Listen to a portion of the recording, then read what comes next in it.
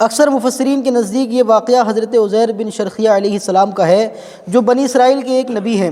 واقعے کی تفصیل یہ ہے کہ جب بنی اسرائیل کی بدعمالیاں بہت زیادہ بڑھ گئیں تو ان پر خدا کی طرف سے یہ عذاب آیا کہ بخت نصر بابلی ایک کافر بادشاہ نے بہت بڑی فوج کے ساتھ بیت المقدس پر حملہ کر دیا اور شہر کے 1,00,000 باشندوں کو قتل کر دیا اور 1,00,000 کو ملک شام میں ادھر ادھر بکھیر کر آباد کر دیا اور 1,00,000 کو گرفتار کر کے لونڈی غلام بنا لیا۔ حضرت عزیر علیہ السلام بھی انہی قیدیوں میں تھے۔ اس کے بعد اس کافر بادشاہ نے پورے شہر بیت المقدس کو توڑ پھوڑ کر مسمار کر دیا اور بالکل ویران بنا ڈالا۔ بخت نصر کون تھا؟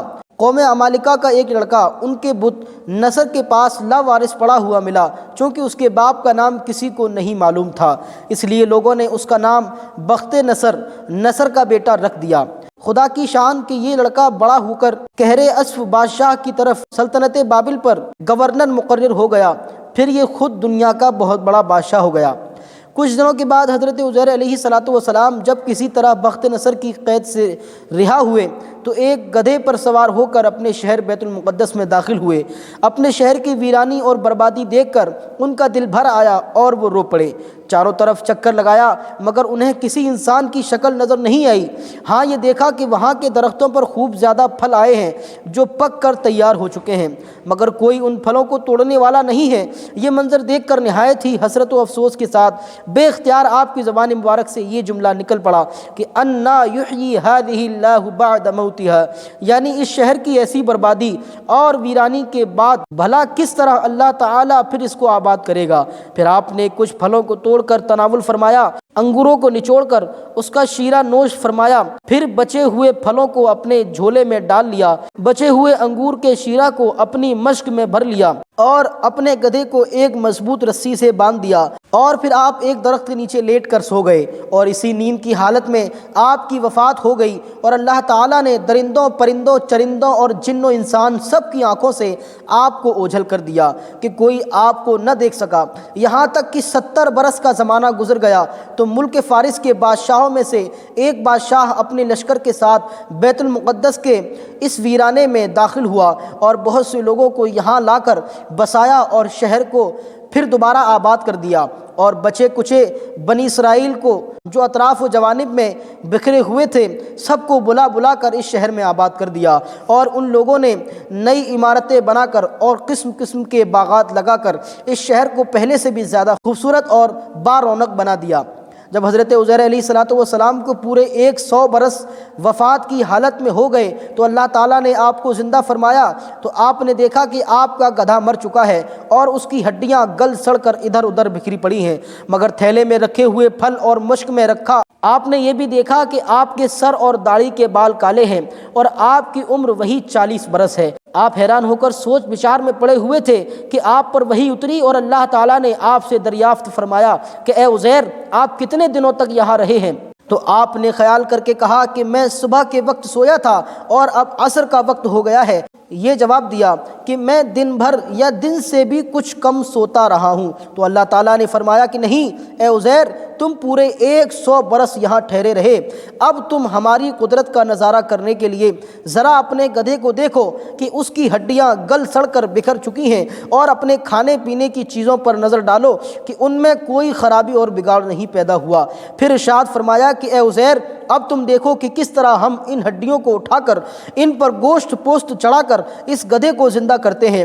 چنانچہ حضرت عزیر علیہ السلام نے دیکھا کہ اچانک بکھری ہوئی ہڈیوں میں حرکت پیدا ہوئی اور ایک دم تمام ہڈیاں جمع ہو کر اپنے اپنے جوڑ سے مل کر گدھے کا ڈھانچہ بن گیا، اور لمحہ بھر میں اس ڈھانچے پر گوشت پوست بھی چڑھ گیا اور گدھا زندہ ہو کر اپنی بولی بولنے لگا۔ یہ دیکھ کر حضرت عزیر علیہ السلام نے بلند آواز سے یہ کہا، اعلم ان اللہ علی کل شیء قدیر، جس کا ترجمہ یہ ہے میں خوب جانتا ہوں کہ اللہ سب کچھ کر سکتا ہے۔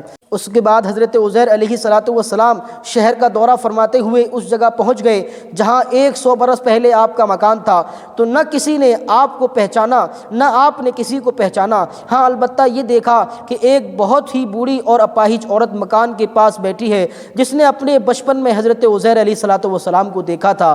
آپ نے اس سے پوچھا کہ کیا یہی عزیر کا مکان ہے؟ تو اس نے جواب دیا کہ جی ہاں۔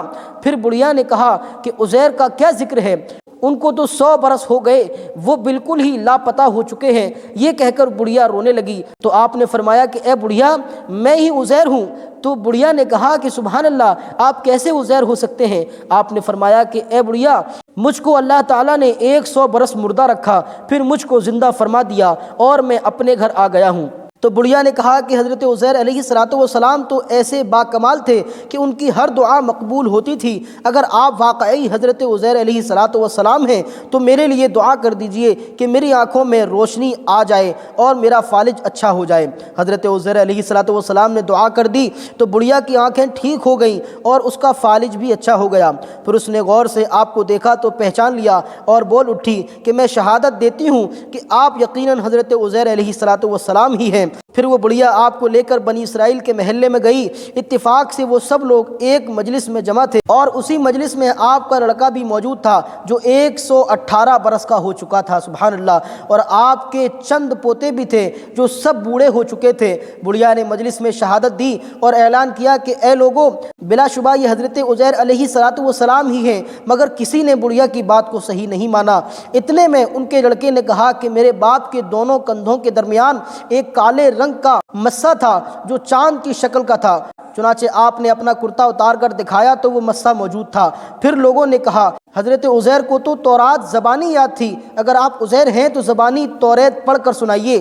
آپ نے بغیر کسی جھجک کے فوراً پوری توریت پڑھ کر سنا دی۔ بخت نصر بادشاہ نے بیت المقدس کو تباہ کرتے وقت 40,000 تورات کے عالموں کو چن چن کر قتل کر دیا تھا اور تورات کی کوئی جلد بھی اس نے زمین پر باقی نہ چھوڑی تھی۔